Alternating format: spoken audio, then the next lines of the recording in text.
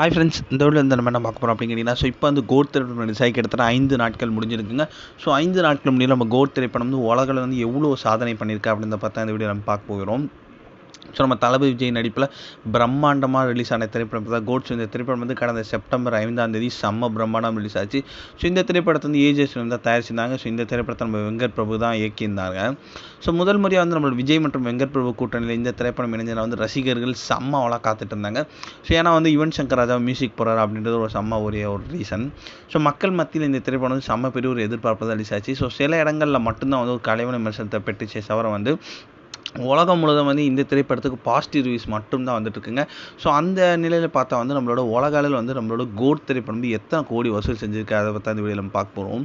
அதாவது கோட் திரைப்படம் ரிலீஸ் ஆகி கரெக்டாக வந்து 5 நாட்கள் முடிஞ்சிருக்கு. 5 நாட்கள் முடியல நம்ம கோட் திரைப்படம் வந்து கரெக்டாக வந்து கிட்டத்தட்ட 300 கோடி வரைக்கும் கலெக்ட் பண்ணியிருக்குங்க. இது வந்து ரசிகர்களுக்கு செம பெரிய ட்ரீட் அமைஞ்சிருக்கு.